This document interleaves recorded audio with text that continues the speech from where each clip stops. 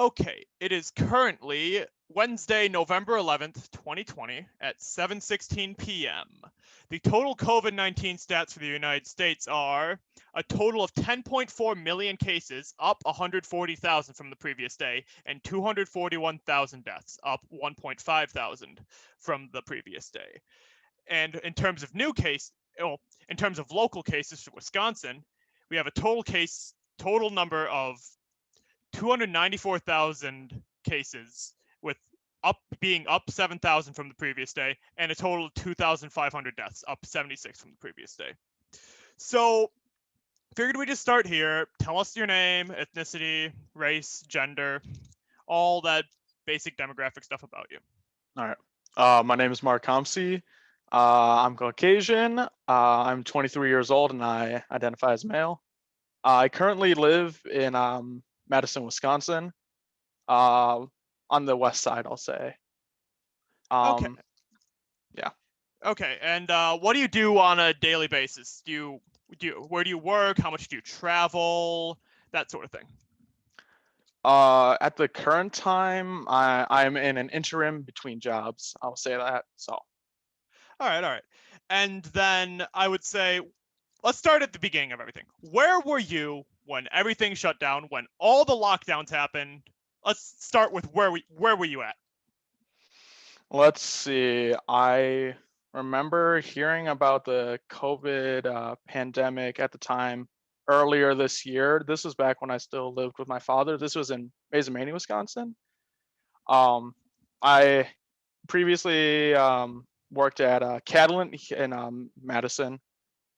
Um, and I think the lockdown started around March, April. So at this time, I was actually in the process of trying to move out of my father's house and get my own apartment with a roommate in Madison. So that made it very interesting. I think right around when the lockdowns happened is within the month that I actually had moved into my new place where I currently am right now, Madison, Wisconsin.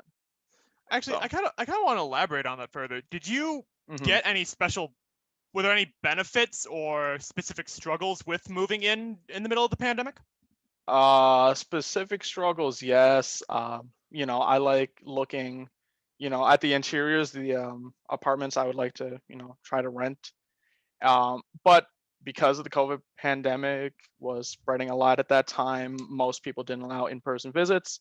So we kind of just had to go for virtual tours. And that's when they started happening actually, was around the time I was moving out.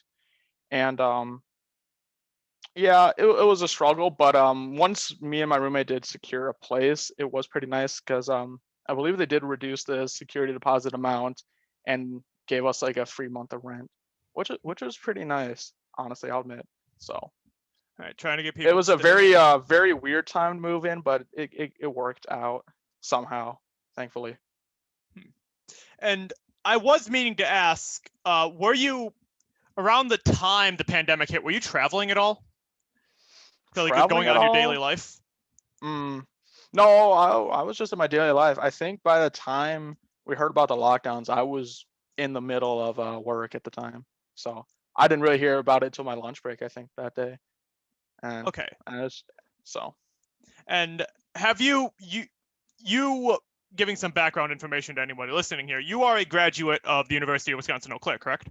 that is correct. And have you been to Eau Claire since the pandemic started? I have, yes, indeed. So, in saying it, since you've been to Eau Claire since the pandemic started, I think it'd be interesting to hear the differences between Eau Claire and Madison in terms of COVID responses and attitudes. So, I guess to start off, what are like some of the noticeable differences between Eau Claire and Madison, with smaller city being Eau Claire and the bigger city being Madison? Mm-hmm. So in terms of attitudes, I feel like Eau Claire and Madison are on the same page. Honestly, I'll give them that. Most people are agreeing to, wear masks. Obviously, according to the mask mandates. What is it? We're pretty much compliant when the Evers, what is it, stay-at-home order was issued. Um, and I feel like the same for Eau Claire. We're both college cities. Um, in terms of responses, I feel like Eau Claire and Madison had a similar response. And personally, I don't think that's a good thing. Understanding that Eau Claire is a smaller city, being on lockdown for a shorter period of time, albeit still not great, I would I'd be able to be more understandable of that. However, here in Madison, we have the same thing, except we have a bigger city. We have more moving parts. We got more people traveling, doing carpools, et cetera, et cetera. We have because we're a bigger city, I feel like we have, you know, a larger diversity of the types of jobs that, we do here, types of people live here. So, Okay. and considering that we are a bigger city and all, I feel like more precautions definitely should have been taken. Okay, so the responses between Eau Claire County and Dane County have been pretty similar. Yeah. So I would have thought at first that living in the state capital meant, you're at the heart of the government. I think that, Yes. regulations would have been a little tougher there, but you feel I as if, would have thought so too, honestly, when it first hit. But I look at the timeline and what's been happening, especially with the Evers versus Wisconsin legislature when they shut down Evers, stay at home extension. mhm. That was the main thing I noticed Okay, when I thought something was going a little amiss. So okay. And I would say in terms of, I don't know, Madison is a pretty big tourist town. So mhm, in Eau Claire, a lot of the problems have been that people have been going to bars. People have still been going out their daily lives like, correct. COVID isn't here. Would you say that problem is reflected in Madison? People going to bars, people going traveling? Oh, of course. People still do all that same stuff here, definitely. I live on the west side of town, so I'm not even close to downtown or the Isthmus where the Capitol is. However, I have been down there a few times, and I have a few friends who go to UW Madison, who go to school there, and been there just driving around, like visiting a friend to at least say hi for a tiny bit of moment while I'm taking care of business in downtown. I see tons of college students going to the bars. They're still open. Some of them aren't even wearing masks, which I think is ridiculous. So I see Okay. similar sort of actions being taken here. Yes. Okay. So say similar attitudes between Eau Claire and Wisconsin. I mean, Eau Claire and Madison. Hmm. So I guess we're gonna I'd like to move on to some job questions. So I guess to start off, Sure. where did you work when COVID hit? Because you mentioned earlier that you were kind of in between jobs right now. So I'd like to Yeah. go So like, at the time, I worked with Catalent, um, full name Catalent Pharma Solutions. They are a biomanufacturing company here located on the west side of Madison. And what they do is they um, work with clients, other bigger pharmaceutical companies who contract Catalent to produce bulk drug substances and biosimilars. So okay. And did any of that work? I know you might be under an NDA when saying this, but sure, of can you course. say Yep. what did you work directly with anything regarding the pandemic? Yes, we have. You can find this on the Catalan website. It's public information. But some Catalan sites have been working on COVID-19 vaccines and treatments. I'll say that. Okay, so that information's not allowed to be public as of yet. No, no, it's public. It's public. I It's oh on their oh website. oh. I mean, the stuff on It, their website is, but yeah, yeah, okay, that's all public information. I can say this. okay. And then I guess to go off from there, what were the immediate changes that when you went back to work in the middle of the pandemic? What were some of the Mhm. immediate changes in your work that happened besides working directly to COVID vaccines? Let's see. Our Catalan was very prompt and I think took a good response to when the pandemic hit. So personally, we followed either stay-at-home orders. So I believe all the employees got the papers printed out, like saying we are all necessary employees to work for the company, especially since we're working on the vaccines or just about to start to. You know, we're essential workers is what we considered. We got those just in case we were ever pulled over, let's say while we're traveling during the morning or on our commute back home. Uh, about half of our site was able to work from home, and they kept on doing that for months. And by the time I had left my position at Catalent, there were still most of the employees at the site who were able to work from home. So considering my specific position at the time, I had to always show up at work. So I'll just say that. All right. So you were the the essential worker, pretty much. Yes, yes. I wasn't allowed to work from home, considering the Okay. nature of my job. Mhm. So, All right. And then, if you're comfortable talking about this, you did mhm. COVID impact you leaving your job? uh, I will say yes. Yes, it has a bit. A lot of that leads into a lot of stuff I can't say about the company, but I will say yes. So, Okay, so a little more personal stuff. Would you say COVID mhm. added on, like, everybody's dealt with this, but like that added mental baggage? Oh, of course, yeah. Okay, all right, It all played into my leaving of my position. okay. And then, does anyone you know, how has the employment of anyone else you know been affected by the pandemic? Let's see. Here locally, um, most of my friends who are currently employed have kept their positions. I haven't heard too many bad things. However, I do know when the pandemic first hit, uh, I will say one of my family members, won't disclose, lost their job temporarily, had to stay home for a while.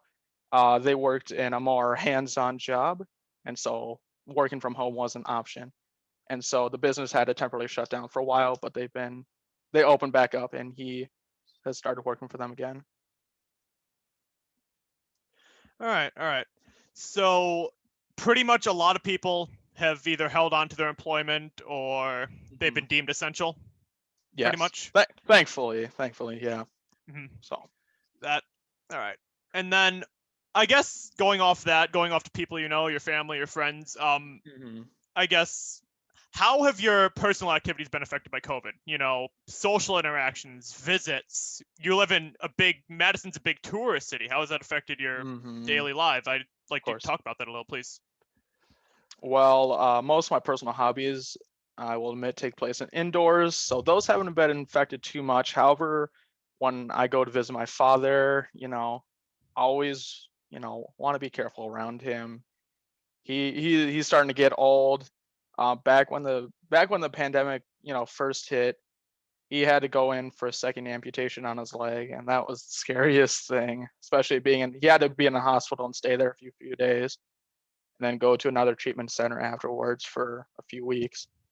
So I was really scared, not being able to see him going through this super scary operation. Um, you know, I'm always careful when I visit my father, especially. I'll say that. Um, as well, if I ever want to go visit my grandparents, they're also getting really up there in age. Like, I know I'm a prime target to be, targeted by, what is it, getting COVID, due to my nature of the work at the time, moving around a lot, and just me being younger, being more willing to, like, go out shopping, et cetera, just because I have more stuff to do. Usually I'll say that. So I haven't visited a lot of my family in quite a few months, and I'll admit that kind of sucks. But I know it's a good thing because I'm doing it just to watch out for their health. Because I never know when I may get COVID. I live with a roommate and I never know if he may get COVID. Either of us may be asymptomatic, so I always want to take the most precautions I can. Yeah, doing your part. Hmm. I'd say living in a big city like Madison, especially where it's such a hot spot of COVID, Oh yeah, oh you for sure. want to take all the precautions you can. So I Hmm. can see that's good, keeping your friends and family safe. Would Hmm. Seeing as this is one of the challenges that's resulted for many Americans in this pandemic, what are some other challenges that you've faced, like economically or socially, as a result of the pandemic? Let's see.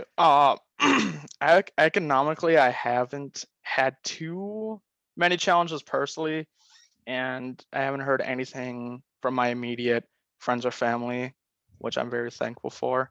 However, socially, like going out to visit friends now just isn't a possibility. Um, I personally, some of my hobbies include meeting up with people and like playing board games or card games, etc. together. So, and a lot of that you can't really do online. So some of my interactions with some of my friend groups have been strained recently for sure. So, since we haven't been able to meet up, everyone's been having busier schedules, and we all want to take our best precautions not to get each other sick because who knows who might be. So,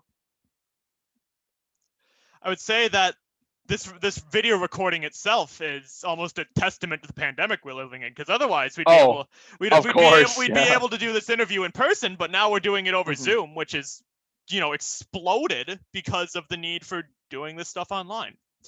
So I agree. going off your social interactions, you talked about your friends. You mentioned earlier that students at UW-Madison. How has Mhm. that affected your seeing them, your relationships with them, especially those who may or may not be foreign exchange students at the university? Hmm. Well, let's see. A lot of our interactions I had with my UW Madison friends was in person, and it was usually me going to them. So down at the UW Madison campus, actually.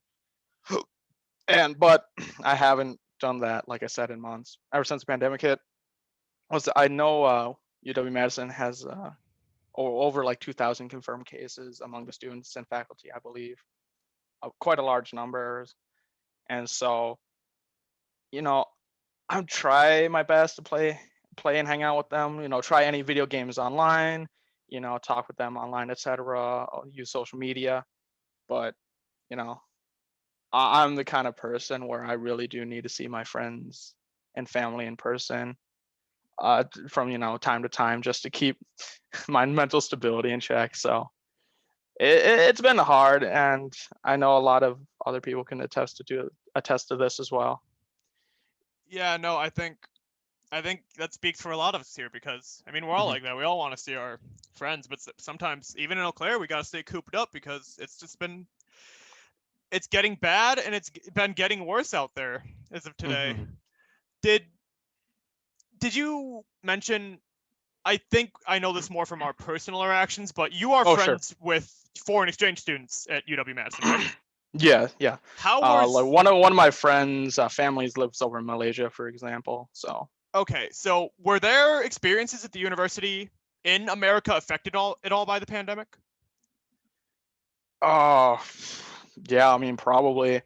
I mean, I know one of my friends was really worried. Like when the pandemic hit, his family's living over in a different country, and because of the travel sanctions we have set in place, I don't think he was allowed to go visit his family, and he's been here since. He still goes to UW Medicine, does his online courses, but I haven't talked too much with him how that has really deeply affected his feelings. So, All right, just want to touch in there. So mhm, we talked a lot about your social interactions here. Have the mhm. people around you been responding in a similar manner to you in the pandemic, as in, wearing masks, social distancing, and doing these online interactions through Zoom, social media, video games, etc.? Oh yeah. Thankfully, I'm really happy that my friends and especially my roommate have been keeping up to date with how to on the response to the pandemic, especially. Um, I always wear my mask and when I go out in public. You know, always remind my friends too, especially if we do need a visit, like hey, bring a mask. I don't know where you've been. One of my friends just got a new job, especially, so I don't know where he's been going all the time. Um, Social distancing, I think, is the harder one to maintain for sure. Like keeping on a mask, I feel like that's pretty easy. No visiting, like yeah, sure, that's pretty easy as well. But if there is a need to visit, keep the mask on, but also remembering to social distance, especially when you're like with your family. You want to give them a hug, especially my father misses me, so I call him like basically every day. So just keep him in touch. So Would you say that issue with social distancing is being supplemented by living in a city like Madison? I feel like it makes it. It depends on where you live in the city, but I feel like it makes it harder. So, because I know the west side isn't as densely populated as downtown or the east side per se. So, based on where I live in the city, I think it's made it a little easier. Um, what is it? I always got to make sure if I do see someone coming out of my apartment complex, I'm just going to step out of the way and let them go before I even go in. So, Hmm. especially when getting mail, like I always like open the door and I see someone and I'm like, okay, I'll just wait a second, you know. Mhm. So you and your your friends are doing this. Do you feel Mhm. as if there is in Madison that people are not doing enough to flatten the curve? Yeah, I mean, of course, there's always a certain group of people.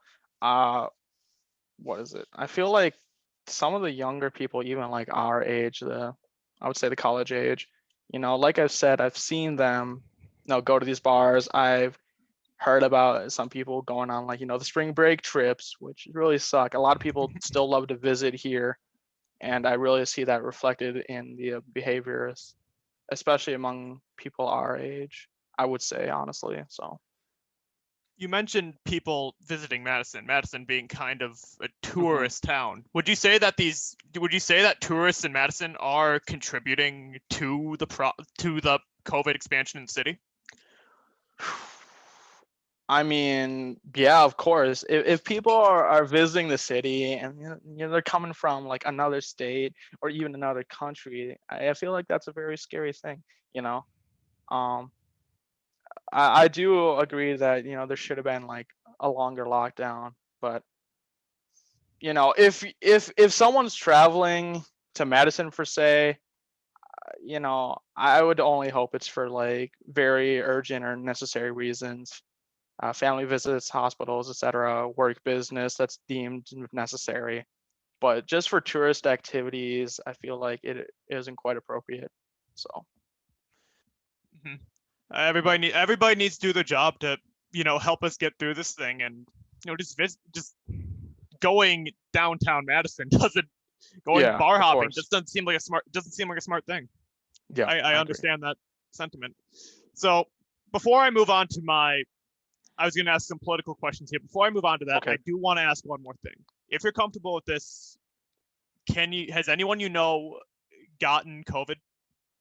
Has anyone I know gotten COVID? I don't actually believe so.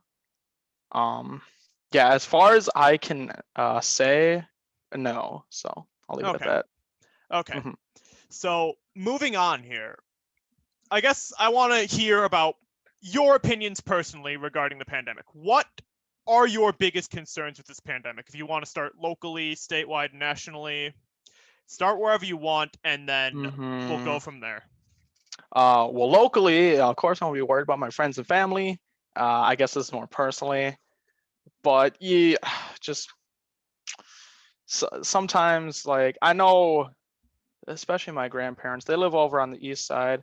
It's a little more densely populated, but they live in a pretty old neighborhood. I'll give them that. Um, Now with my grandfather being more stay at home due to his health conditions, that leaves it only to mainly my grandmother to take care of him and take care of any business that needs to be taken care of outside of the house. So I'm always, worried for her, especially.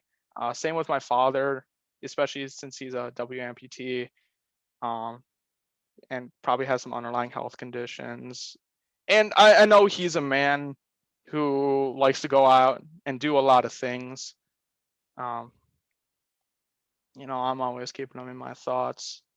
Um, yeah. Mm-hmm. What is it? What is the next statewide? Statewide, I think my biggest concern was, well, I'll say was that was the when the Wisconsin legislature shut down Evers extension on the stay-at-home issue. I think that was a very big deal, honestly, because I mean, just take a look at most any other country in the world. they took the proper responses as best as they could, and a lot of them are actually on the decline now when concerning COVID-19. Meanwhile, here in Wisconsin, especially Wisconsin, we're getting more and more cases. I know La Crosse is getting a lot from what I heard. Milwaukee is getting a lot. Downtown Madison, it's going crazy as well.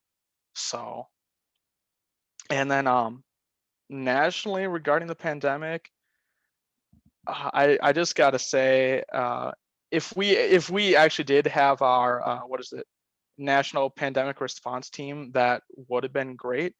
However, due to what is it, President Trump's order, they got disbanded, I believe it was. So Okay, so yeah. going off that, what are your opinions on how the government itself has handled the pandemic? You brought up the Hmm. the pandemic team that got broken up by the Hmm. president. Yep. So if you want to go through this nationally, locally, like same thing, or if you just want to say in general how you feel like the government has handled the pandemic, that'd be great to hear. Yeah. Overall, what is it? I feel like our government has done a pretty poor response overall to the pandemic. Though the only I feel like the only person I could say that like actually tried to give it their most locally, I'll say locally here in Wisconsin, is what is it, Governor Evers. When I agree with him, mask mandate is great. Lockdown is good. We need to, you know, shut down the bars. Like I said, like I see these college students going out to the bars, and there's 2,000 confirmed cases among the students and faculty. And it's crazy. It's like, so I think Evers' response was good. The Wisconsin legislature did not have a good response. We shouldn't be so lax in letting people just go to, these non-essential businesses, honestly. Like even me and my roommate, we see people going out to the gym like right across the street from us, and we keep seeing more and more, people going to that. And like, I mean, that could be good and all, but like I'm always it's always worried. Let's see. So Yeah. going on Mhm. that, would you say compared to you think the governor's trying to do his best, and that the state legislature just Yeah. doesn't seem to, they can't come to a consensus. They keep going to the Yeah. courts, striking down his orders. I felt like that, honestly. Yeah. I haven't been keeping up with it too much in the past month or so, but Okay. Would you mhm. say that Dane County, like the you know county that Madison's in, would you say that the county itself had a stronger response than the state government?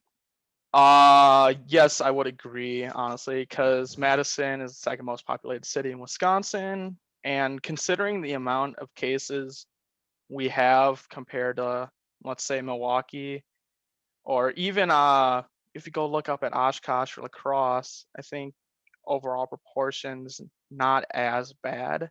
Still could be better. It always could be better. But I feel like, you know, there's a good culture here in Madison among the people, I'll say that, to try to keep the pandemic under control as much as they can in their power. So, Okay. And then let's get to the big thing. You already talked about it, the national government. oh yeah. Hmm. I don't know if I'm not going to ask here if you think their response is poor, but Oh yeah. what do you think that they should have done instead? It's just like, keep up the lockdown, honestly. Uh, Try to enforce it, follow almost any other country in the world. Like I said, look at them. Most of them are doing better than compared in the past few months, which is great. If we had a proper response, if we had that pandemic response team, I feel like we could be at the stage most other countries are, even at this time or in like the next couple of months. However, uh, with our current response, I feel like this is going to go on for maybe even like another year, more longer. There will be tons of lingering effects that'll last many years for sure.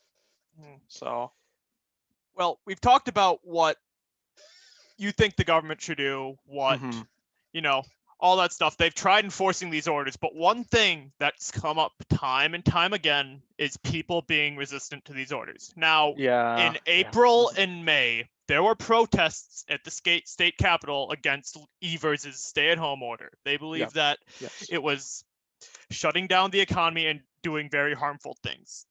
And since you live in Madison, albeit the west side, not exactly, you're Hmm. still really close to downtown. Yes. How did you feel at the time about those protests in your city? Ridiculous. Like, are you kidding me? Man, what is it? I graduated with a BS in microbiology comprehensive myself. So I really understand the importance of, vaccines, a proper response to an epidemic and pandemics. And, we've talked about it in our courses at UW Eau Claire, where how do you deal with these so and so called anti-vaxxers, et cetera. And this is a similar sort of thing. Some people don't believe COVID is real. Some people don't believe COVID's as big of a threat as it actually is. And I would say these sorts of people do make it a really big challenge to confront like how to actually resolve the pandemic and how to actually handle this whole situation. So. No, I can Hmm. understand that. It's frustrating, especially Oh yeah. especially when you look at the rest of the world, South Korea, Japan, a lot of Asian countries that wearing a mask is just normal to do when you're sick. So Yeah, when you I agree. see them doing fairly well relative to us, where we have people actively resisting this and making it Hmm. worse, I can, I, especially I when you're, feel like I feel like America doesn't have a super strong culture at the time, at least, of looking out for one another in that sort of public health field of view. So I do agree with the more was Eastern countries like Japan and South Korea, wearing a mask when you're sick to stop spreading your disease to other people is a good thing, and I feel like we could learn a thing or two from them about that. mhm. Hmm. So taking everything we've just talked about here about local responses, national responses, statewide responses, did that, I don't know if I want to say change, but did it further influence you in how you voted in this recent election about 8 days ago? I wouldn't say it changed how I voted. Further influenced, it's just like I don't think I was going to vote any other way, but this really, set it in stone. So yes. It really drove it home because the Oh, other of course. side, at least, you believe that they have a set in stone plan for fixing this, even through all the resistance. Mm-hmm. Yep. Yep. Yep. Yep. All right, so we're getting into the final part of this interview here. I was wondering, we already kind of touched on this a little. What needs to change statewide and nationally to heal from the pandemic in going with the election. I guess I would like to say this. What Mm-hmm. do you think President-elect Biden needs to do once he takes office? Put back together the national pandemic response team, because I think I do recall it was during Obama's presidency that him and Biden worked together to put that team together, and that would have been great if we had that, honestly. So we need that back. I feel like that is one of the number ones, especially. Um, yeah, just reinforce the lockdowns. Yes, I agree. We've been too lax, and before, like when we did the lockdowns, I mean, look at the cases, and look at the amount of people who have it anywhere in the U.S. It wasn't as bad, and now that it's gotten worse, wouldn't now especially be the best time to do a lockdown? It's like, it's just some things I don't really get. So I feel like obviously it's too late now to stop all the damage that's been caused, but we need to do our best as a nation to stop any further damage from happening. So We need to come together, kind of echoing the words of what the of course. president-elect is saying. We need to unify. We need to heal as a nation together. I agree. So, That's what every other country has done. So so would you say, do you have any closing statements regarding everything that we've talked about so far today? Oh, not really. I feel like I've expressed most of what I wanted to, and I think I've got my point across. So, All right. Well, I'd like to thank you for doing this interview with us today. I think that your perspective from living in Madison, living in the center of our state government, has added, yeah, a lot to someone who, for people listening in from the Chippewa Valley. So I'd awesome. like to thank you for showing up again. We can talk after this interview for any other questions you have. And yeah, thanks for doing this. Of course, thank you too. It's been a pleasure.